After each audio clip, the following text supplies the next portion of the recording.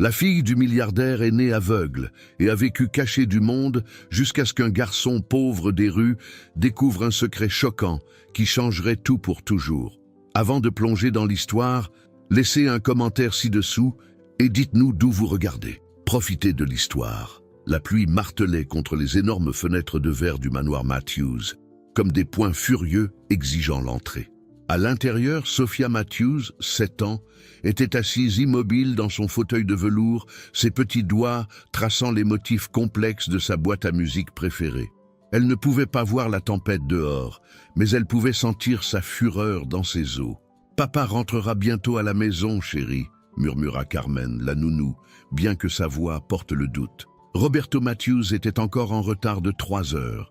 Les yeux aveugles de Sophia se tournèrent vers la voix familière. « Carmen, tu crois que papa a honte de moi ?»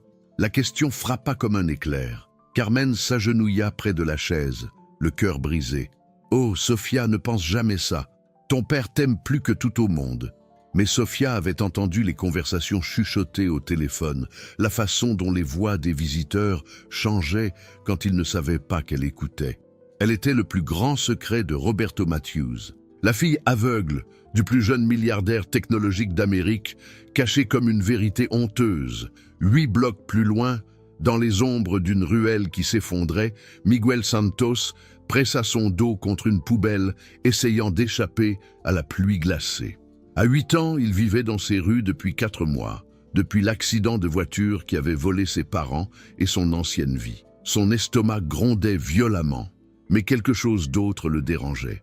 Une sensation étrange qu'il ressentait depuis des jours. Il y avait quelque chose qui n'allait pas dans cette grande maison avec les portails dorés. Quelque chose qui faisait se serrer sa poitrine et bourdonner sa tête d'électricité invisible. Miguel avait ce que sa mère appelait la connaissance.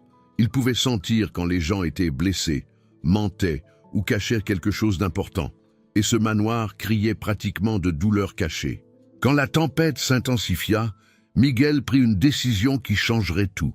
Il courut sous la pluie vers la propriété des Matthews, poussé par un instinct qu'il ne comprenait pas, mais ne pouvait ignorer. Les caméras de sécurité le perdirent, une compétence apprise en mois d'évitement des autorités. Miguel glissa à travers le jardin, son cœur battant fort en s'approchant des énormes fenêtres. Ce qu'il vit à l'intérieur fit exploser son don spécial avec une sensation accablante. Une fille assise seule dans l'obscurité, des larmes coulant sur son visage. Mais ce n'était pas seulement de la tristesse que Miguel ressentait. Il y avait autre chose. Quelque chose à propos de ses yeux, qui ne correspondait pas à ce que tout le monde croyait. Quand Miguel s'approcha de la fenêtre, la tête de Sophia se tourna soudain dans sa direction, comme si elle pouvait sentir sa présence. Leurs yeux se rencontrèrent à travers le verre, et à ce moment, Miguel sut avec une certitude absolue que tout ce que tout le monde croyait à propos de Sophia Matthews était faux. Le plus grand mensonge d'Amérique était sur le point d'être exposé par un garçon sans abri qui pouvait voir ce que les autres ne pouvaient pas. Le souffle de Miguel embua la fenêtre froide, tandis qu'il observait Sophia de plus près, son cœur martelant avec l'électricité de la découverte qui coulait dans ses veines comme du feu liquide. Ses mouvements n'étaient pas corrects pour quelqu'un de complètement aveugle. Quand Carmen fit tomber un livre relié en cuir de l'autre côté de la salle ornée, la tête de Sophia se tourna vers l'endroit exact où il tombait avant même que le son finisse d'écho dans les hauts plafonds du manoir. Quand un éclair clignota dehors, jetant des ombres brèves mais brillantes à travers la pièce remplie d'antiquités précieuses, les pupilles de Sophia se contractèrent légèrement, mais le don surnaturel de Miguel capta chaque détail microscopique avec une clarté dévastatrice. « Elle peut voir », murmura-t-il pour lui-même, la révélation frappant comme un train chargé d'implications qui changeraient des vies. Mais pourquoi mentirait-il sur quelque chose d'aussi fondamental ? Pourquoi un père milliardaire cacherait-il sa fille précieuse du monde et prétendrait-il qu'elle était aveugle quand elle ne l'était clairement pas ? Le don de Miguel bourdonnait d'électricité dangereuse, envoyant des picotements aigus dans sa colonne vertébrale qui faisaient que tout son système nerveux semblait prendre feu. Il y avait quelque chose de beaucoup plus sombre qui se cachait sous la surface. Quelque chose de sinistre qui faisait se retourner son estomac de terreur instinctive. Il observa les doigts délicats de Sofia tracer des motifs complexes sur sa boîte à musique ornée, des motifs complexes et précis, trop précis pour quelqu'un naviguant purement au toucher. Elle savait exactement où chaque figurine de porcelaine était placée, pouvait prédire leurs mouvements gracieux, tandis que la mélodie hantée jouait. Ce n'était pas le comportement prudent et hésitant d'un enfant qui avait perdu la vue dans un accident tragique. C'était quelqu'un qui avait été très soigneusement entraîné à faire semblant, à tromper tous ceux qui l'entouraient. Soudain, la porte principale du manoir explosa ouverte avec une force violente et désespérée qui résonna dans toutes les pièces. Roberto Matthews fit irruption par l'entrée comme un homme fuyant la mort elle-même. Son costume italien cher, complètement trempé par la tempête impitoyable, ses cheveux normalement parfaits collés à son crâne. Mais ce fut son visage qui fit crier des avertissements urgents aux dons surnaturels de Miguel. Une fureur pure, mélangée à une terreur absolue, l'expression indéniable d'un homme chassé par des monstres. « Où est-elle » aboya-t-il à Carmen, sa voix portant un fil assez tranchant pour couper l'acier. Carmen sursauta en arrière, renversant presque le plateau de thé en porcelaine délicate qu'elle portait. « Dans le salon, monsieur. Elle a demandé après vous toute la soirée, inquiète. » Roberto marcha vers Sofia comme un homme possédé par des démons, et Miguel se rapprocha de la fenêtre mouillée par la pluie, ses petites mains laissant des empreintes désespérées sur le verre froid. Chaque instinct dans son corps lui disait que c'était le moment crucial qui changerait absolument tout. « Sofia, nous partons ce soir, maintenant, en ce moment précis. » Le visage de porcelaine de Sofia pâlit comme la lumière lunaire d'hiver. « Partir ? Mais papa, c'est notre maison. C'est là que nous sommes en sécurité. »« Maison ?» Roberto rit, mais il n'y avait ni chaleur ni humour dans le son. Juste un désespoir amer et écrasant. « La maison est là où les gens ne peuvent pas nous trouver, chérie. Prends seulement ce dont tu as absolument besoin. Nous partons dans exactement 1 heure. » Miguel observa la réaction de Sofia avec un focus laser, son don analysant chaque micro-expression. La peur clignotait à travers ses traits délicats, mais pas la désorientation confuse de quelqu'un véritablement aveugle naviguant des changements inattendus. Elle savait exactement ce qui se passait, pouvait lire chaque émotion sur le visage de son père avec une clarté cristalline parfaite. Plus important, elle était terrifiée de quelque chose de très spécifique, quelque chose qui n'avait absolument rien à voir avec être incapable de voir. Quand Roberto commença à faire les 100 pas dans la pièce comme un tigre en cage, sortant son téléphone crypté et passant des appels chuchotés et frénétiques à des contacts inconnus, Miguel prit la décision qui changerait sa vie. Il devait connaître la vérité complète, peu importe le coût. Roberto Matthews n'avait pas toujours été un homme vivant dans des ombres suffocantes, sursautant à chaque son inattendu et ne faisant confiance à absolument personne. Il y a seulement 3 ans, il avait été le garçon doré incontesté d'Amérique, le génie technologique brillant qui révolutionna l'intelligence artificielle avant d'avoir 30 ans, changeant le monde entier avec ses innovations. Sa société, Neural Connect Systems, valait 12 milliards de dollars et montait, et tous les grands magazines de Forbes au Time voulaient qu'il orne leur couverture comme le visage de l'avenir. Il avait donné des conférences TED à des ovations debout retentissantes, figurait en bonne place sur plusieurs listes de milliardaires Forbes, vivait dans un manoir à couper le souffle à Miami qui donnait sur l'océan Atlantique infini comme un palais technologique moderne. Les présidents l'appelaient pour des conseils. D'autres milliardaires cherchaient son orientation. Il était imparable, intouchable, vivant le rêve américain à son apogée absolu. Puis vint la nuit qui détruisit son monde parfait en 1 million de morceaux irréparables. Sofia jouait innocemment dans la véranda de la maison de plage, ses rires de 5 ans résonnant joyeusement à travers des pièces remplies d'art contemporain inestimables, et de fenêtres du sol au plafond qui encadraient de l'océan comme des peintures vivantes. Roberto était dans son bureau à domicile de pointe, prenant un appel d'investissement important de ses partenaires à Miami, quand l'explosion massive secoua toute la propriété océanique jusqu'à ses fondations. Le rapport officiel archivé par les enquêteurs et les pompiers blâma une fuite de gaz tragique, un accident horrible et aléatoire qui pouvait frapper n'importe qui, n'importe où, sans avertissement. Juste une de ces choses terribles qui arrivent dans la vie. Roberto trouva sa fille bien-aimée inconsciente parmi les débris fumants et le verre brisé. Ses beaux yeux bleus ouverts, mais apparemment sans vision, regardant aveuglément vers le néant. L'équipe de traumatologie à l'hôpital métropolitain exécuta tous les tests sophistiqués connus de la science médicale moderne, n'épargnant aucune dépense. Cécité corticale traumatique causée par l'explosion, conclurent-ils avec certitude professionnelle. Les dommages neurologiques semblent être complètement permanents. Nous sommes désolés, Monsieur Matthews. La frénésie médiatique qui suivit fut immédiate, brutale et absolument implacable. La fille du milliardaire perd la vue dans un accident tragique, criaient tous les gros titres de Los Angeles à New York et Londres. L'empire Matthews s'effondre tandis que le PDG se concentre sur sa fille handicapée. Les prix des actions de sa société chutèrent du jour au lendemain.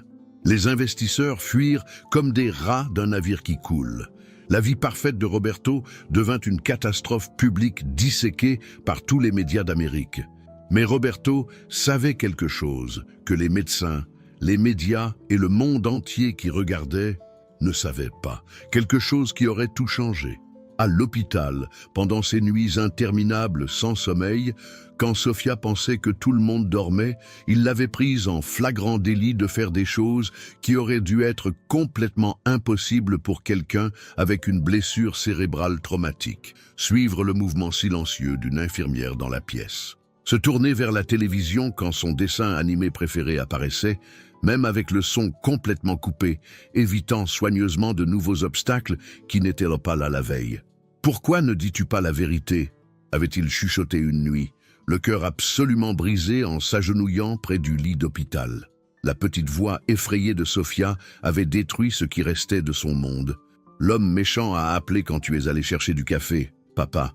Il a dit que si quelqu'un découvrait que je peux voir, il ferait en sorte que tu aies un accident aussi.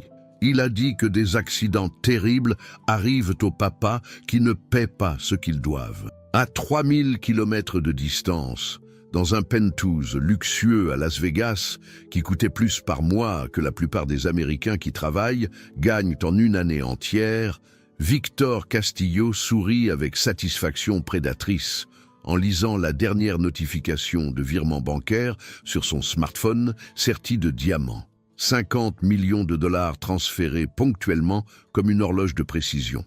Roberto Matthews se révélait être un client si fiable, prévisible et complètement contrôlable. Exactement le type de victime que Victor préférait. Victor avait construit son vaste empire criminel systématiquement avec les secrets les plus dévastateurs d'autres personnes. Mais la fille Matthews était son chef-d'œuvre absolu, une œuvre d'art criminel qui avait pris des mois de planification soigneuse et d'exécution impeccable. L'explosion de gaz qui avait supposément aveuglé la petite Sofia n'avait pas été un accident. Bien sûr que non.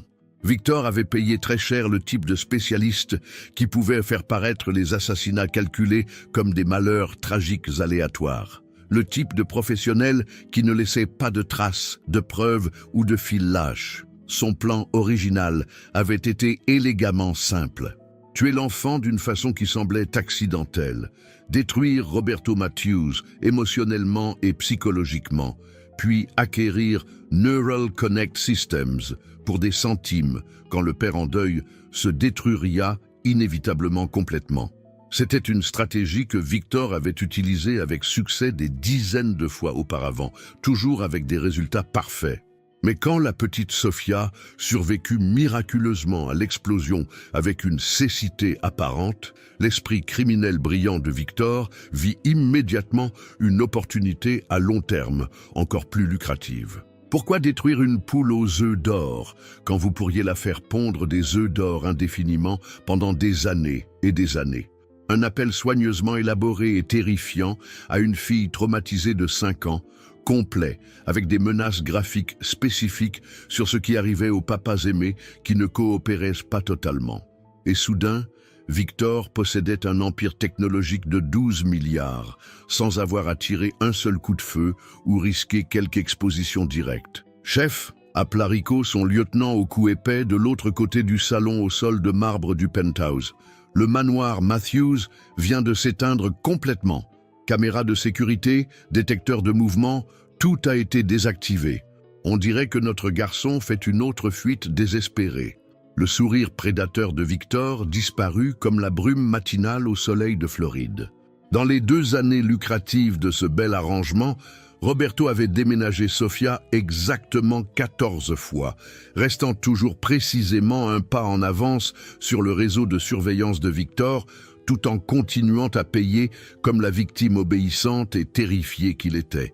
Mais dernièrement, Matthews devenait négligent, de plus en plus désespéré, utilisant ses vastes ressources technologiques et connexions pour enquêter sur l'organisation soigneusement cachée de Victor.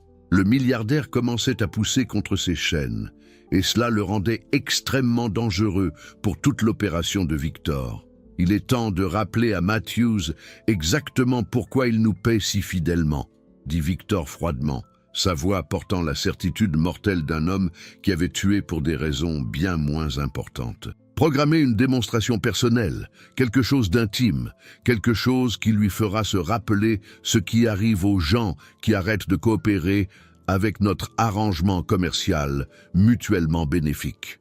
Il ouvrit une photographie haute résolution sur sa tablette. Sofia Matthews, supposément aveugle, assise paisiblement dans un jardin plein de roses fleuries. Mais l'œil professionnellement entraîné de Victor capta ce que tous les autres ratèrent complètement. La façon dont elle évitait les branches basses parfaitement trop bien, le léger suivi de ses pupilles quand des oiseaux colorés volaient au-dessus. Miguel ne pouvait pas se forcer à partir, même si tous les instincts de survie durement gagnés criaient pour qu'il court aussi loin et vite que possible. Il avait appris à faire complètement confiance à ses instincts pendant 4 mois brutaux dans les rues impitoyables. Mais cette fois, c'était différent de façon qu'il ne pouvait pas complètement comprendre. Chaque fibre de son être, chaque pulsation électrique de son don mystérieux et surnaturel lui disait que Sofia Matthews était en danger terrible et immédiat qui allait bien au-delà de tout ce qu'il avait jamais rencontré. Il découvrit sa capacité étrange après l'accident de voiture dévastateur qui vola ses parents et son monde entier en un instant horrible. Soudainement, sans avertissement ou explication, il pouvait sentir quand les gens mentaient, cachaient quelque chose d'important ou prévoyaient de faire quelque chose de terrible. Cela ressemblait à de l'électricité invisible crépitant à travers son cerveau, traduisant des émotions humaines complexes en sensations qu'il pouvait lire comme des mots sur une page. Sa mère racontait des histoires au coucher sur sa trisaïeule Sarah, qui pouvait mystérieusement voir les vraies intentions des gens pendant la Grande Dépression, quand les gens désespérés faisaient des choses désespérées. Avec de certaines personnes ignorantes appelaient ça de la sorcellerie, bébé, chuchotait-elle doucement, caressant ses cheveux tandis que les tempêtes rugissaient dehors leur maison chaude. Mais moi, j'appelle ça la façon spéciale de Dieu de protéger les innocents quand le monde devient trop sombre et dangereux pour les gens normaux de gérer. Maintenant, regardant par la fenêtre mouillée de pluie, Miguel sentit son don exploser avec les émotions les plus intenses qu'il ait jamais expérimentées. Roberto Matthews s'agenouilla près du fauteuil de velours de Sofia, son visage tordu d'angoisse si profonde que cela faisait mal à la poitrine de Miguel, de douleur sympathique. « Sofia, chérie, j'ai besoin que tu sois incroyablement courageuse maintenant. Des gens très méchants essaient de faire du mal à notre famille et nous devons disparaître complètement pour un moment. Peut-être pour très longtemps cette fois. »« pour combien de temps, papa ?»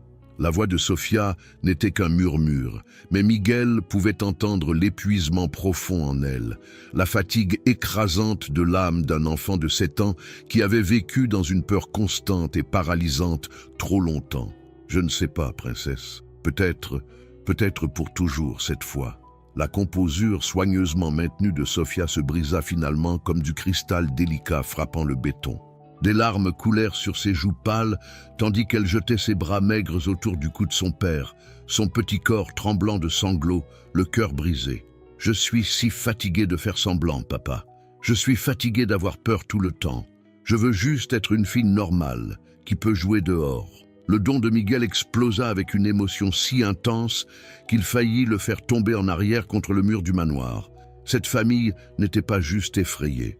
Il se noyait dans une terreur absolue et suffocante, menant une bataille perdue contre des monstres qu'il ne pouvait pas voir ou vaincre, portant des secrets qui les détruisaient lentement de l'intérieur. C'est alors que Miguel prit la décision qui changerait sa vie et qui les sauverait tous ou ferait mourir tout le monde. Il prit une petite pierre lisse du chemin du jardin et frappa doucement sur le verre de la fenêtre. Sofia et Roberto se figèrent comme des cerfs entendant le pas prudent d'un chasseur dans la forêt. « Quelqu'un est là », chuchota Sofia, sa voix aiguë du type de peur primordiale qui vient de mois de course et de cachettes d'ennemis invisibles. Roberto se déplaça protectivement devant sa fille, mais Miguel frappa à nouveau. 3 coups courts, 3 longs, 3 courts encore. SOS en code morse. Quelque chose que son père avait patiemment enseigné pendant les voyages de camping, qui semblaient maintenant des souvenirs précieux d'une autre vie. La tête de Sofia s'inclina avec curiosité. « Papa, il demande de l'aide. » Roberto regarda le garçon à travers la fenêtre mouillée de pluie, son esprit brillant courant à travers 1000 possibilités et ne trouvant aucune explication logique qui avait du sens. Un enfant sans abri ne pouvait pas possiblement comprendre la complexité mortelle de leur situation. Mais quelque chose dans ses yeux sombres et connaisseurs suggérait le contraire, suggérait des choses impossibles qui faisaient trembler les mains de Roberto de façon incontrôlable. « Reste exactement où tu es », chuchota Roberto urgemment à Sofia, puis se dirigea vers la porte latérale du manoir, ses chaussures chères complètement silencieuses sur le sol de marbre poli. Miguel attendait patiemment dans le jardin quand Roberto marcha dans la pluie glacée, les chaussures en cuir italien faites à la main du milliardaire immédiatement trempées, tandis qu'il pataugeait à travers des flaques qui grandissaient rapidement. De près, Roberto ressemblait à un homme complètement différent du PDG confiant et puissant qui ornait autrefois les couvertures de magazines mondiaux, épuisé, hanté, comme quelqu'un portant le poids insupportable du monde entier sur ses épaules. « Qui es-tu » exigea Roberto, sa voix à peine contrôlée, chaque mot soigneusement mesuré et pesé. « Miguel Santos, et je sais que votre fille n'est pas vraiment aveugle, monsieur. » Les mots planèrent dans l'air plein de tempête comme une sentence de mort, attendant d'être exécutée par un bourreau invisible. Roberto sentit ses genoux presque pliés, sa vision nageant, tandis que la panique s'abattait sur lui en vagues accablantes. Si ce garçon sans abri connaissait la vérité, combien d'autres personnes avaient découvert? Combien de temps avant que l'organisation de Victor découvre que leur secret le plus dangereux était exposé? « Tu as complètement tort », dit Roberto désespérément, sa voix craquant avec la tension de maintenir un mensonge qui le tuait. Sofia était dans un accident terrible. Les médecins à l'hôpital métropolitain ont tout confirmé. L'explosion de gaz était fausse, interrompit Miguel, avec une certitude dévastatrice, son don surnaturel lisant les émotions de Roberto comme un livre ouvert écrit en lettres de feu. Quelqu'un vous a fait faire semblant qu'elle est aveugle pendant très longtemps. Quelqu'un qui lui téléphone quand vous n'êtes pas dans les parages et l'effraie pour garder le secret. Le visage de Roberto devint blanc comme neige fraîche, ses lèvres bougeant sans son tandis qu'il luttait pour traiter ce que cet enfant impossible savait d'une façon ou d'une autre. « Comment peux-tu possiblement savoir sûr ? Parce que je peux voir des choses que d'autres gens ne peuvent pas. » dit Miguel simplement, la pluie coulant sur son jeune visage comme des larmes du ciel. Ma maman appelait ça la connaissance. Et maintenant, je sais que vous êtes sur le point de commettre la plus grande erreur de votre vie en fuyant encore au lieu de combattre ces monstres. Tu ne comprends pas avec quoi nous avons affaire, chuchota Roberto désespérément. Ces gens nous tueront si nous arrêtons de coopérer. Ils feront que ça ressemble à un accident, exactement comme ils ont fait avec l'explosion. « Oh, ils vont vous tuer de toute façon », dit Miguel, avec le type de certitude absolue qui ne vient que de perceptions surnaturelles genuines. C'est ce que les gens méchants font quand ils finissent d'utiliser quelqu'un. Ils éliminent les fils lâches.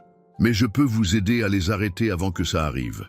Roberto regarda vers ce garçon de 8 ans, sans abri et complètement seul, offrant d'affronter une organisation criminelle qui avait terrorisé avec succès sa famille pendant 2 ans. Cela aurait dû être absurde, ridicule, mais quelque chose dans les yeux de Miguel fit sentir à Roberto quelque chose qu'il avait presque oublié qui existait. L'espoir. « Comment ?» chuchota Roberto, sa voix à peine audible au-dessus de la tempête. Miguel sourit et pour la première fois en mois, Roberto Matthews sentit que peut-être, juste peut-être, ils avaient une chance. Parce qu'ils ne savent pas encore sur moi. À ce moment exact, les 2 téléphones bourdonnèrent simultanément avec un message identique. « Arrête de parler au garçon immédiatement. Tu as exactement 1 heure pour disparaître complètement ou la douce Sophia apprend ce qu'est la vraie cécité. Ne me teste pas, Matthews. V. » Ils étaient surveillés. Tout. Le message de Victor planait entre eux comme une sentence de mort écrite en encre digitale. Les mains de Roberto tremblèrent, tandis qu'il regardait son téléphone, regardant le chronomètre qui était apparu. 58 minutes, 42 secondes, 41 secondes, 40 secondes, comptant à rebours vers la destruction de Sophia. « Nous ne pouvons plus fuir », dit Miguel avec certitude surnaturelle, sa jeune voix coupant à travers la panique de Roberto comme une lame. « Chaque fois que vous avez fui avant, il vous a trouvé plus vite. Il ne suit pas seulement votre argent ou vos téléphones. Il suit votre peur. » Roberto regarda ce garçon sans abri, la pluie coulant sur les visages des 2, et prit une décision qui allait contre tous les instincts protecteurs qu'il avait développés. « Qu'est-ce que tu proposes exactement ? Nous retournons à l'intérieur. Nous faisons semblant de faire les valises, mais au lieu de ça, nous utilisons votre technologie pour traquer son message, découvrir d'où il regarde et finir avec ça ce soir. » Les yeux de Miguel brûlaient avec une détermination au-delà de ses années. « Mon don me dit quelque chose d'important. Il n'est pas aussi puissant qu'il veut que vous croyiez. Il est désespéré aussi. » Ils coururent à l'intérieur où Sophia était assise, figée de terreur, ayant tout entendu. « Papa, qu'est-ce que le message disait ?» Roberto s'agenouilla près d'elle, le cœur brisé de voir sa fille de 7 ans essayer d'être courageuse. « Sophia, j'ai besoin que tu me fasses complètement confiance. Ce gentil garçon va nous aider à arrêter l'homme méchant pour toujours. » Sophia se tourna vers Miguel et pour la première fois en 2 ans, laissa sa vraie vision apparaître complètement. « Tu peux vraiment voir la vérité sur les gens ?»« Oui, » dit Miguel doucement. « Et la vérité est que tu as été la fille la plus courageuse du monde, mais tu n'as plus besoin d'avoir peur. » Roberto était déjà à son ordinateur, ses doigts volant sur le clavier. Le message était arrivé par un canal crypté, mais Roberto Matthews n'avait pas construit un empire technologique en acceptant les limitations. En quelques minutes, il avait tracé le signal jusqu'à sa source, une camionnette de surveillance garée 3 blocs plus loin. « Il surveille cette maison depuis des heures, » chuchota Roberto. « Mais s'il est si près, cela signifie qu'il est confiant que nous ne pouvons pas riposter. » Il se tourna vers Miguel. « Qu'est-ce que ton don peut exactement nous dire sur lui ?» Miguel ferma les yeux, étendant ses sens surnaturels vers la camionnette. Ce qu'il ressentit fit glacer son sang. Il n'est pas seul. Il y a 3 hommes avec lui. Et les yeux de Miguel s'ouvrirent brusquement. Il prévoit de prendre Sophia ce soir. Peu importe que vous payiez ou non. Les menaces ne sont pas pour vous faire obéir. Elles sont pour vous garder distrait pendant qu'il se déplace pour l'attaque finale. Le chronomètre sur le téléphone de Roberto atteignit 45 minutes. Le temps s'épuisait, mais pour la première fois en 2 ans, Roberto Matthews sentit qu'il ripostait au lieu de simplement fuir. Alors, nous lui donnons exactement ce qu'il n'attend pas. Nous allons à lui en premier. Sophia saisit la main de son père. « Je viens avec vous. » « Absolument pas. Papa, j'ai fait semblant d'être sans défense pendant 2 ans, mais je ne suis plus sans défense, et nous sommes plus forts quand nous sommes ensemble. » Sa jeune voix portait un acier qui rappela à Roberto pourquoi il était tombé amoureux de sa mère, une femme qui ne reculait jamais devant un combat. Dehors, Victor Castillo sourit en regardant les images thermiques de son équipement de surveillance. La famille Matthews faisait frénétiquement les valises, exactement comme prévu. Dans 43 minutes, quand ils essaieraient de fuir, son équipe serait en attente. L'utilité de Sophia Matthews était sur le point de se terminer définitivement. Ce que Victor ne savait pas, c'était que Roberto Matthews n'était plus l'homme brisé qu'il avait manipulé, et il n'avait absolument aucune idée qu'un garçon de 8 ans, avec des capacités surnaturelles, était sur le point de transformer son plan parfait en son pire cauchemar. Victor Castillo avait orchestré des dizaines d'opérations comme celle-ci, et elles suivaient toutes le même schéma prévisible. La cible paniquait, faisait des tentatives désespérées d'évasion, puis était capturée exactement où Victor s'attendait qu'elle soit. C'était une formule qui n'avait jamais échoué avec lui. Mais en regardant son écran d'image thermique depuis la camionnette de surveillance, quelque chose semblait différent. Les signatures de chaleur dans le manoir Matthews ne bougeaient pas avec le désespoir chaotique qui l'attendait. Au lieu de cela, elles semblaient bouger avec un but, avec un plan. « Rico, tu vois ça ?» La voix de Victor porta une note d'inquiétude pour la première fois en années. Son lieutenant se pencha sur l'écran. « Ils ne font pas les valises, chef. Ils... Et qu'est-ce qu'ils font ?» À l'intérieur du manoir, Roberto enseignait à Miguel comment utiliser le système de sécurité qu'il avait installé. Chaque caméra, chaque capteur, chaque dispositif électronique dans cette maison est connecté à mon serveur privé. Si nous allons affronter Victor, nous devons savoir exactement à quoi nous avons affaire. Le don de Miguel travaillait des heures supplémentaires, traduisant les émotions des hommes dans la camionnette en aperçus nets et clairs. Il y en a 4 au total. Victor est le calme. Il pense qu'il est en contrôle complet, mais il y a autre chose. Miguel fronça les sourcils, se concentrant davantage. Il a peur de quelqu'un. Quelqu'un de plus haut dans la chaîne qui ne sait pas sur le plan avec Sophia. « Que veux-tu dire ?» demanda Roberto, ses doigts s'arrêtant sur le clavier. « Ce n'est plus seulement une question d'argent, » dit Miguel avec une certitude croissante. Il aurait dû tuer Sophia il y a 2 ans et a échoué. Quelqu'un l'a poussé à finir le travail. C'est pourquoi il est ici personnellement. C'est sa dernière chance. Sophia, qui écoutait silencieusement, parla soudain. Les appels ont changé le mois dernier. Il avait l'habitude de paraître confiant, mais dernièrement il était en colère, désespéré. Roberto sentit les pièces s'emboîter. Si Victor est poussé par ses chefs, alors il n'est pas aussi puissant que nous le pensions. Il est vulnérable. C'est alors que le don de Miguel explosa avec des signaux d'avertissement. Il bouge, 4 minutes avant l'horaire. Victor vient de recevoir un appel qui l'a rendu furieux. Dehors, Victor cria dans le téléphone. « Qu'est-ce que tu veux dire que le FBI pose des questions? J'ai dit que ce serait propre. » Il claqua le téléphone et se tourna vers son équipe. « Changement de plan. Nous y allons maintenant. Force totale, pas de subtilité. Tuez Matthews. Prenez la fille, faites que ça ressemble à une invasion de domicile qui a mal tourné. » À travers les caméras de sécurité, Roberto regarda 4 hommes armés sortir de la camionnette et s'approcher de sa maison avec une précision militaire. Mais ils n'étaient plus la même victime sans défense qu'ils avaient terrorisée pendant 2 ans.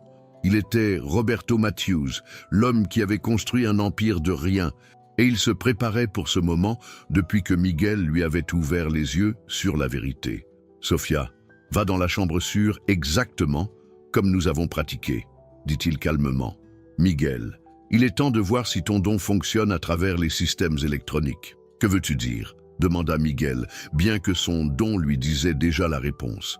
Roberto sourit sombrement en ouvrant le système IA intégré de la maison, la même technologie qui l'avait rendu milliardaire. Tu peux sentir les émotions et intentions des gens. Cette IA peut contrôler chaque dispositif électronique dans un rayon de 5 km. Que se passe-t-il si nous combinons ça? Miguel plaça ses mains sur le clavier et ressentit immédiatement son don s'étendre à travers le réseau comme l'électricité à travers du fil de cuivre. Soudain, il ne sentait pas seulement les 4 hommes dehors. Il pouvait sentir leurs battements de cœur, leurs patterns de respiration, leurs localisations exactes en temps réel. « Je peux les voir », chuchota Miguel avec admiration. « Tous.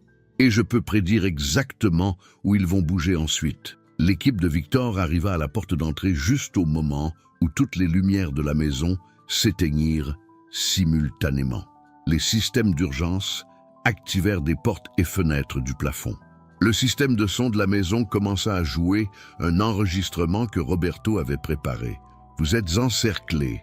Rendez-vous maintenant et vous ne serez pas blessés. » Mais Victor ne se rendait pas. Il s'adaptait, comme il l'avait toujours fait. Et il avait une carte finale à jouer, une qui forcerait Roberto Matthews à choisir entre la vie de sa fille et la sienne. La voix de Victor résonna dans l'obscurité autour du manoir Matthews, amplifiée par le système de haut-parleurs portatifs que son équipe transportait toujours. « Très intelligent, Matthews, mais tu as oublié quelque chose d'important. Je n'ai pas besoin d'entrer pour détruire tout ce que tu aimes. » Roberto sentit la glace se former dans ses veines. À travers les caméras de sécurité, il regarda Victor tenir un dispositif qui ressemblait à une radio militaire. « Tu sais ce que c'est ? C'est une ligne directe vers 3 autres équipes positionnées autour de la ville. Une équipe est à l'école de Sofia, une autre est à la maison de ton frère à Miami.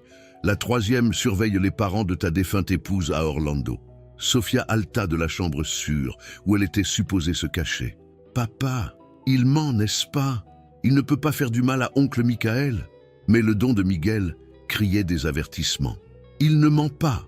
Il y a vraiment d'autres équipes et il est sur le point de donner des ordres pour... » Le visage de Miguel pâlit. « Nous devons l'arrêter maintenant. »« Voici comment ça fonctionne, » continua Victor, sa voix portant la confiance d'un homme qui tenait toutes les cartes. « Tu as 30 secondes pour ouvrir cette porte et sortir les mains en l'air, où je passe 3 appels qui vont dévaster toute ta lignée familiale.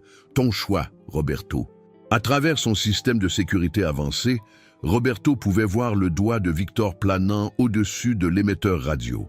Une pression de bouton enverrait des ordres de mort à des équipes dans 3 États.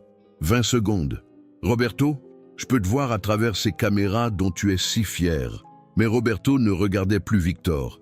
Il regardait Miguel, dont le don surnaturel avait soudain explosé avec une intensité qui fit chanceler le garçon vers l'arrière. « Qu'est-ce que c'est ?» chuchota Roberto urgemment. « Il ment sur les équipes, » dit Miguel, sa voix pleine de la certitude électrique de la vérité absolue. « Mon don me l'a dit. Il n'y a qu'une autre équipe et ils ne sont pas aux maisons de votre famille. Ils sont... » Les yeux de Miguel s'élargirent. « Ils viennent ici comme renfort. Cet appel radio n'est qu'un bluff pour vous faire vous rendre. » 10 secondes, Matthews.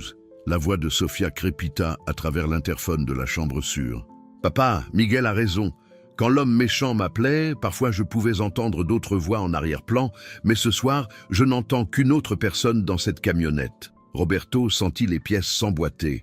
Victor était désespéré, seul, sauf pour son équipe de 3 hommes, et complètement coupé de toute organisation criminelle qui l'avait poussé. Ce n'était pas une position de force, c'était un pari désespéré final d'un homme qui avait tout perdu. « Temps écoulé !» cria Victor. « Dis adieu à... » C'est alors que Roberto Matthews révéla pourquoi il était devenu l'un des entrepreneurs les plus prospères du monde. Au lieu de se rendre ou de se cacher, il activa un système qu'il avait construit en secret pendant 2 ans. Depuis la première demande de chantage, chaque lampadaire dans un rayon de 6 blocs brilla soudain avec l'intensité de lumière de stade. Les alarmes de voitures commencèrent à hurler dans tout le quartier. Les services d'urgence reçurent des appels automatisés signalant un assaut armé en cours. Et plus important, le système avancé de reconnaissance faciale que Roberto avait discrètement installé à travers le réseau de caméras de trafic de la ville venait d'identifier Victor Castillo comme un homme recherché. Tu vois, Victor, la voix de Roberto résonna maintenant des haut-parleurs dans tout le quartier. Je ne me suis pas juste caché pendant 2 ans. J'ai chassé. Je sais exactement qui tu es, où tu vis et ce que tu as fait à des dizaines d'autres familles. À travers son réseau de surveillance, Roberto regarda l'expression confiante de Victor s'effondrer en panique. « C'est impossible. Tu n'es qu'un homme brisé qui se cache avec sa fille endommagée. »« Je suis Roberto Matthews. » vint la réponse, pleine d'acier et de certitude. « Et je ne me cache plus. » Les sirènes de police commencèrent à hurler au loin, se rapprochant chaque seconde. L'équipe de Victor regarda leur leader avec un désespoir croissant. Il s'était inscrit pour terroriser des victimes sans défense. pas pour affronter un génie technologique qui avait transformé la ville entière en son système de sécurité personnelle. Mais Victor avait encore une carte finale dévastatrice à jouer. Une qui forcerait Roberto à choisir entre la justice et la vie de sa fille. L'expression de panique de Victor se transforma soudain en quelque chose de beaucoup plus dangereux. Le sourire d'un homme qui avait gardé son arme, la plus dévastatrice pour exactement ce moment.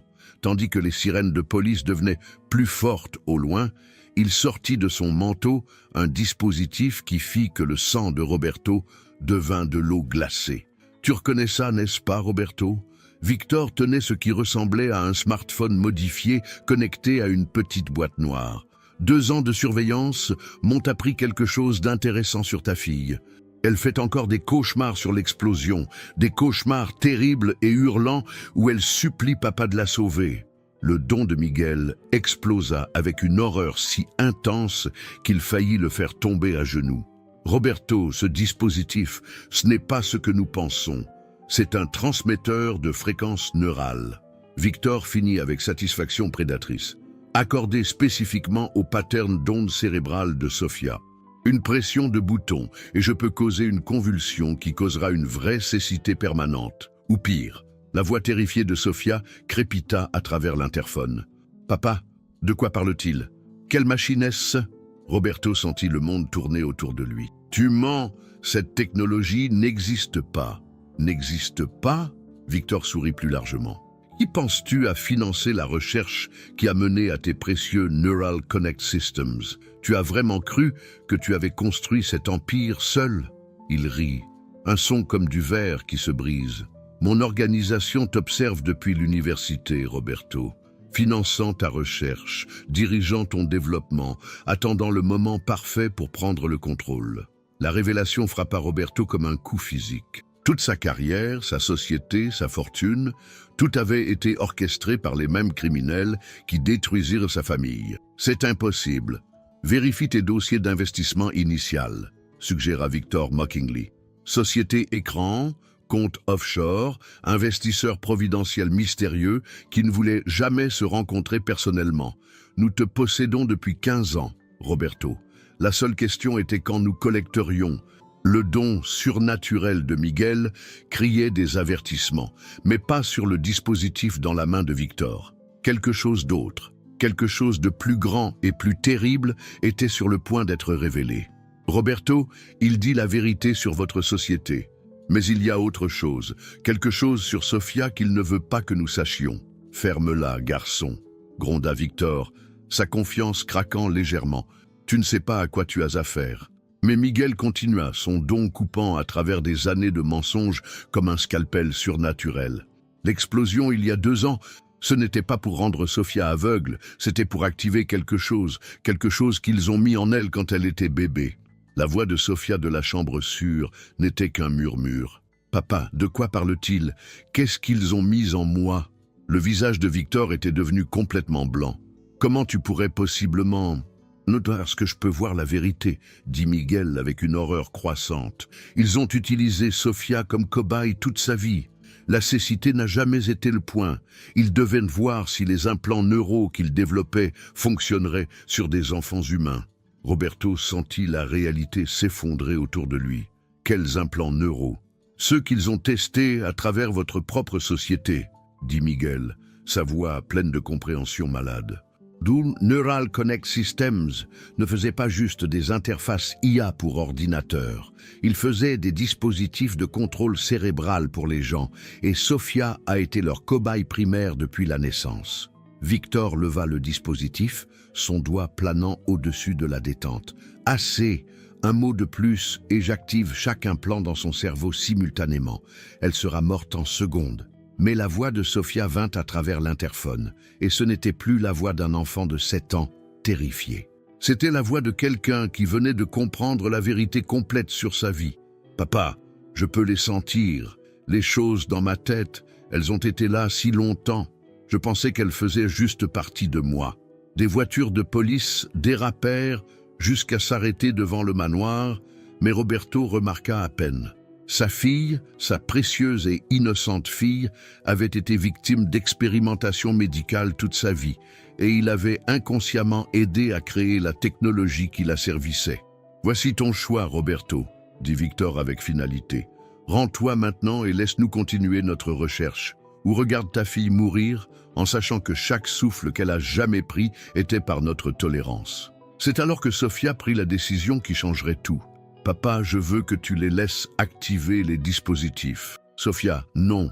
Je suis fatiguée d'avoir peur et je pense que je sais comment retourner leurs armes contre eux. Les mots de Sofia planèrent dans l'air comme un défi lancé devant les dieux.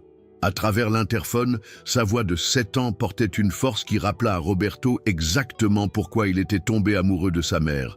Une neuroscientifique qui ne reculait jamais devant aucun défi, peu importe à quel point c'était impossible. « Sofia, chérie, tu ne comprends pas ce que ces dispositifs peuvent faire, » implora Roberto désespérément. « Mais je comprends, papa, » répondit Sofia avec un calme étrange. « J'ai vécu avec eux toute ma vie et j'ai appris comment ils fonctionnent chaque fois qu'ils se sont activés pendant mes cauchemars. Ils ne contrôlent pas seulement mon cerveau, ils y sont connectés, ce qui signifie que la connexion fonctionne dans les deux sens. » Le don de Miguel explosa avec une compréhension si brillante qu'elle faillit l'aveugler. Elle a raison. Les implants neuraux ne sont pas juste des récepteurs, ils sont des transcepteurs. Si Sofia peut apprendre à les contrôler au lieu d'être contrôlée par eux, l'expression confiante de Victor commença à craquer. C'est impossible. Un enfant ne peut pas annuler la technologie de contrôle neural de grade militaire. Ne peut pas.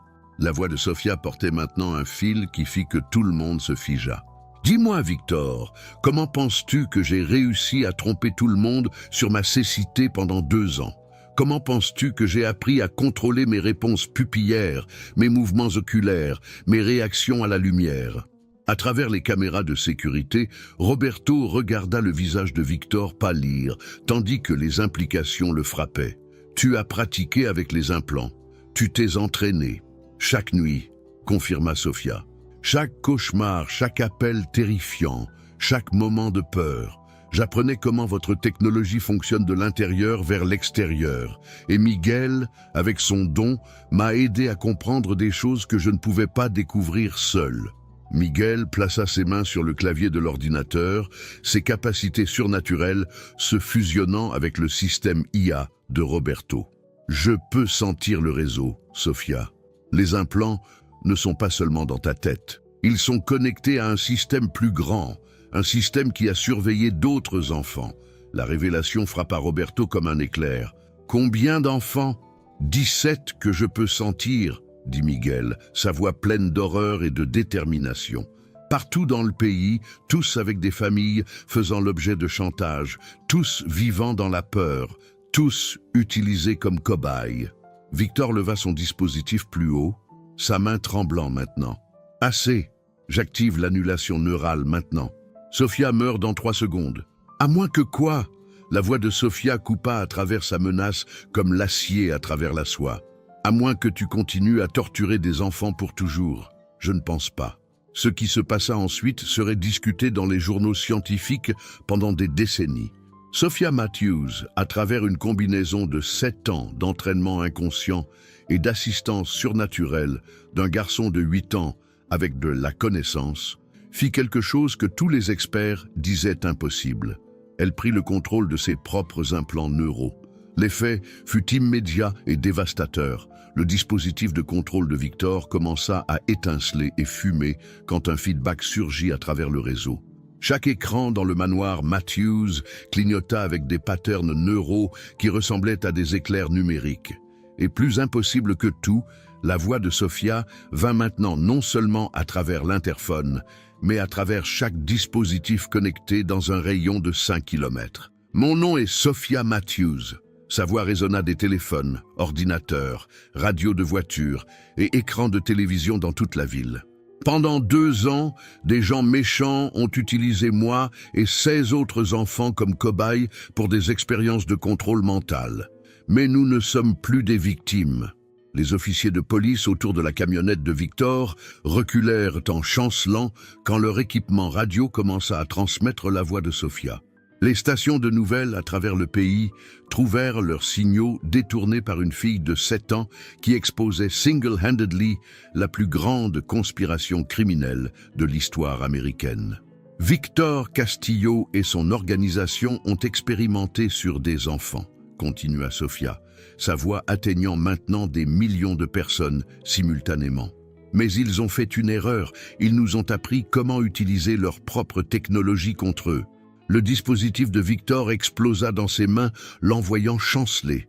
À travers le pays, d'autres membres de son organisation trouvèrent leur système de contrôle défaillant quand 17 enfants luttèrent simultanément en utilisant la technologie qui avait été destinée à les asservir. À travers les caméras de sécurité, Roberto regarda Victor être arrêté par des officiers de police qui semblaient avoir juste été témoins d'un miracle, ce qui de bien des façons ils avaient été témoins.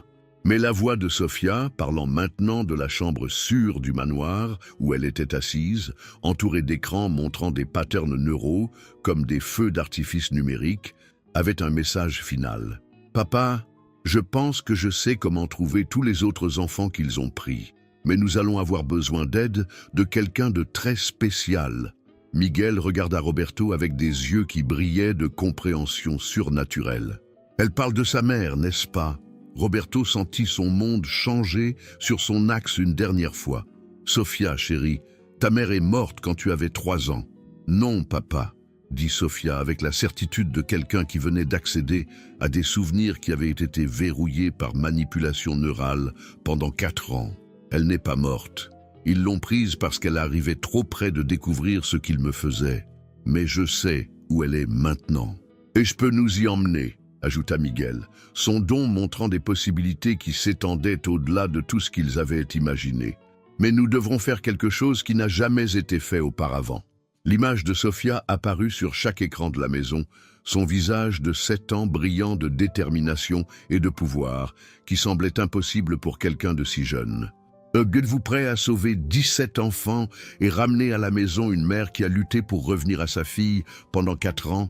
Roberto Matthews regarda sa fille brillante et impossiblement courageuse, qui venait de vaincre un empire criminel en utilisant leurs propres armes contre eux, et sut que leur plus grande aventure ne faisait que commencer. « Dites-nous ce que nous devons faire. » L'entrepôt en Arizona semblait abandonné de l'extérieur, mais le don de Miguel racontait une histoire complètement différente. Quand son jet privé descendit vers la piste d'atterrissage improvisée que Roberto avait arrangée, Miguel pouvait sentir la douleur irradiant du bâtiment comme des vagues de chaleur dans le désert, la valeur de 17 familles d'agonie concentrées en un lieu de cauchemar. « Elle est là », dit Sofia doucement, ses implants neuraux maintenant complètement sous son contrôle, montrant des patterns d'activité cérébrale sur la tablette de Roberto qui ressemblaient à des larmes numériques.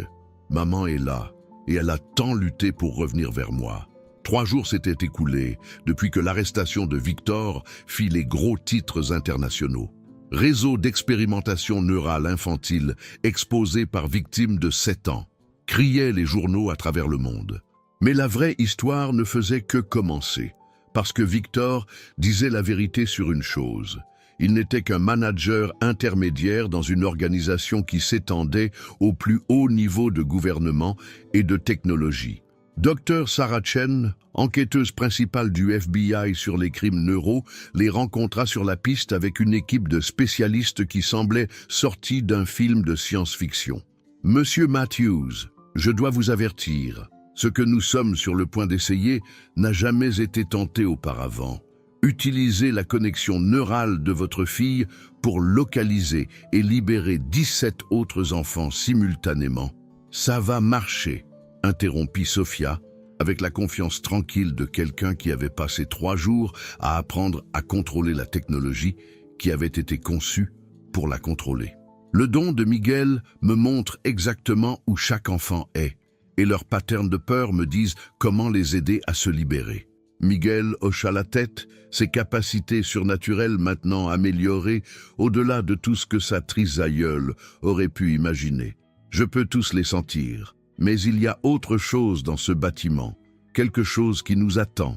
Les portes de l'entrepôt s'ouvrirent sans résistance, comme si le bâtiment lui-même voulait livrer ses secrets. À l'intérieur, ils trouvèrent une installation qui ressemblait à un croisement entre un laboratoire médical et une prison. Des murs blancs et propres, alignés de cellules contenant des enfants de 5 à 16 ans, tous connectés à un équipement de surveillance qui suivait leur activité neurale 24 heures sur 24. Mais ce fut la figure dans le laboratoire central qui fit que le cœur de Roberto s'arrêta complètement. Dr Lisa Matthews, la mère de Sofia, l'épouse de Roberto, la femme qui était supposée être morte 4 ans auparavant, était derrière un mur de verre renforcé. Son esprit brillant, clairement intact, mais son corps montrant les effets d'années de captivité. Elle travaillait frénétiquement sur un terminal d'ordinateur, ses doigts volant sur les claviers, tandis qu'elle essayait de désactiver les systèmes de contrôle neural de l'intérieur. « Maman !» La voix de Sofia résonna à travers les haut-parleurs de l'installation quand ses implants neuraux interfacèrent avec chaque système électronique du bâtiment. Lisa leva les yeux et l'expression de pure joie qui traversa son visage valait plus que tous les milliards de Roberto combinés. « Sofia, ma fille, est-ce vraiment toi? Je suis ici, maman. Et j'ai amené papa et notre nouvel ami Miguel pour ramener tout le monde à la maison. » Miguel s'avança, son don maintenant étendu à travers le réseau neural de Sofia pour englober toute l'installation. « Docteur Matthews, nous pouvons vous voir, mais nous devons savoir comment libérer tous les enfants en sécurité. Les implants neuraux sont plus complexes que nous le réalisions. » La voix de Lisa crépita à travers le système d'interphone, et Roberto pouvait entendre la scientifique brillante qui l'avait fait d'abord tomber amoureux de son esprit. Les implants peuvent être désactivés en sécurité, mais seulement si nous le faisons simultanément sur tous les sujets. Si nous essayons de libérer un à la fois, les systèmes restants surchargeront et causeront des dommages cérébraux permanents. Alors nous le faisons tous à la fois, dit Sofia avec une détermination qui rappela à tous pourquoi cet enfant de 7 ans avait déjà vaincu un empire criminel. « Miguel, peux-tu m'aider à les atteindre tous ?» Miguel plaça ses mains sur le système informatique central de l'installation et soudain sa conscience s'étendit au-delà de tout ce que les êtres humains devraient expérimenter. À travers le réseau neural de Sofia, il pouvait sentir les pensées et émotions de 17 enfants qui avaient été prisonniers et expérimentés pendant des années. Mais il pouvait aussi sentir autre chose. L'amour qui les avait gardés vivants, l'espoir qui les avait soutenus, l'esprit humain inébranlable qu'aucune technologie ne pourrait jamais vraiment contrôler. « Écoutez tous ma voix », Sofia parla à travers les haut-parleurs de l'installation, ses mots atteignant chaque enfant simultanément. « Vous ne me connaissez pas, mais je suis comme vous. J'ai été contrôlé par les machines, des gens méchants, mais aujourd'hui nous reprenons le contrôle ensemble. » Ce qui se passa ensuite serait étudié par les neuroscientifiques pendant des générations. 17 enfants, guidés par les patterns neuraux de Sofia et soutenus par le don surnaturel de Miguel, annulèrent simultanément leurs implants de contrôle et réclamèrent leurs propres esprits. Les lumières de l'installation clignotèrent et surgirent quand des années d'énergie neurale volée fut soudainement retournée à ses propriétaires légitimes. Des portes de cellules dans tout le bâtiment s'ouvrirent automatiquement. L'équipement de surveillance s'éteignit quand les enfants qui l'avaient suivi se levèrent et marchèrent libres pour la première fois en années. Et dans le laboratoire central, la porte de sécurité qui avait gardé Lisa Matthews prisonnière pendant 4 ans s'ouvrit finalement. La réunion qui suivit fut tout ce que Roberto avait rêvé pendant les nuits les plus sombres des 4 dernières années. Sofia courut dans les bras de sa mère avec la vitesse de quelqu'un qui avait attendu toute sa vie consciente pour ce moment. Lisa serra sa fille fort, des larmes coulant sur son visage, tandis qu'elle sentait les pensées de Sofia à travers la connexion neurale qu'elle partageait maintenant. « Je n'ai jamais arrêté de te chercher, » chuchota Lisa. « Même quand ils m'ont dit que tu m'avais oublié, je n'ai jamais arrêté d'essayer de revenir vers toi. »« Je me souvenais, maman. » dit Sofia, sa voix de 7 ans pleine de sagesse au-delà de ses années. Les implants neuraux ne pouvaient pas effacer l'amour. Rien ne peut effacer l'amour. Miguel resta prêt, regardant la réunion de famille avec un sourire qui n'avait pas traversé son visage depuis avant que ses parents meurent. Mais son don montrait aussi quelque chose de merveilleux. Chacun des 17 enfants était réuni avec des familles qui n'avaient jamais arrêté de chercher, jamais arrêté d'espérer, jamais arrêté de croire que l'amour était plus fort que toute technologie conçue pour le détruire. Roberto s'agenouilla près de Miguel, ce garçon sans abri qui avait sauvé son monde entier. « Miguel, je sais que tu as vécu dans les rues depuis que tes parents sont morts. Mais si tu veux, Sofia et moi et Lisa, nous adorerions que tu viennes à la maison avec nous comme partie de notre famille. » Le don de Miguel, pour la première fois depuis qu'il l'avait découvert, montra quelque chose de purement beau. Un avenir plein d'amour, de sécurité et la chance d'utiliser ses capacités pour aider d'autres personnes au lieu de juste survivre jour après jour. « J'aimerais beaucoup ça, » dit Miguel doucement.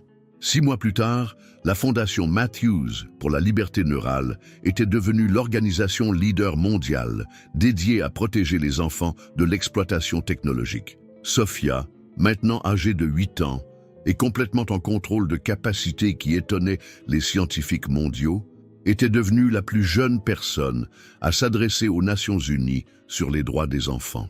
Miguel Santos Matthews, car il avait adopté le nom de famille quand Roberto et Lisa l'adoptèrent officiellement, utilisait son don pour aider les agences d'application de la loi à travers le monde à localiser les enfants disparus et exposer les organisations criminelles qui se nourrissaient des innocents.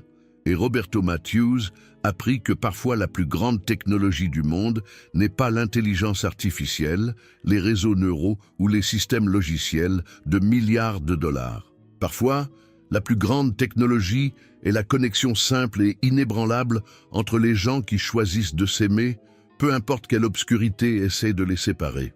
Comme Sofia aimait dire pendant ses discours aux leaders mondiaux, l'amour est le seul réseau neural qui ne peut jamais être piraté, jamais être contrôlé et jamais être détruit. Et c'est la technologie la plus puissante de toutes. Pendant une de ses présentations les plus mémorables à l'ONU, Sofia expliqua comment une famille brisée et un garçon sans abri avec un don spécial furent capables de vaincre une organisation criminelle internationale. Ils pensaient qu'ils pouvaient nous contrôler parce que nous étions petits et effrayés. Mais ils ont oublié que même les plus petites personnes peuvent être les plus courageuses quand elles luttent pour ce qu'elles aiment. Et quand les gens courageux s'unissent, une fille qui faisait semblant d'être aveugle, un garçon qui pouvait voir la vérité dans le cœur des gens, un père qui n'a jamais abandonné et une mère qui n'a jamais arrêté de lutter pour rentrer à la maison, il n'y a pas de technologie au monde qui puisse nous arrêter. Miguel, assis dans l'audience, sentait son don pulser avec la vérité pure des mots de sa sœur adoptive. Il avait trouvé non seulement une famille, mais un but plus grand. Sa capacité spéciale, qui fut autrefois une source de solitude et de confusion, était maintenant un outil pour protéger d'autres enfants de souffrir ce qu'ils avaient traversé. Lisa Matthews, maintenant directrice scientifique de la Fondation, avait développé des méthodes pour détecter et enlever les implants neuraux non autorisés chez les enfants. Sa recherche, née de la détermination d'une mère de protéger sa fille, aidait des centaines de familles à travers le monde. Roberto utilisa son expérience en technologie pour créer des systèmes de sécurité qui protégeaient les enfants vulnérables, transformant les mêmes outils qui avaient été utilisés pour les contrôler en armes pour défendre les innocents. Le vrai miracle. Mais peut-être le plus grand miracle de tous fut comment une famille déchirée par la tragédie et séparée par le mal trouva un chemin de retour l'une vers l'autre. Comment un garçon des rues orphelins trouva un foyer. Comment des enfants qui furent victimes d'expériences horribles devinrent des défenseurs d'autres enfants. Dans leurs soirées tranquilles ensemble, quand les caméras s'éteignaient et les discours finissaient, ils étaient simplement une famille. Sofia jouait dans le jardin sans faire semblant qu'elle ne pouvait pas voir les fleurs. Miguel utilisait son don pour aider avec les devoirs, prédisant quand quelqu'un était confus ou frustré. Lisa et Roberto travaillaient côte à côte, reconstruisant non seulement leur société, mais leur vie.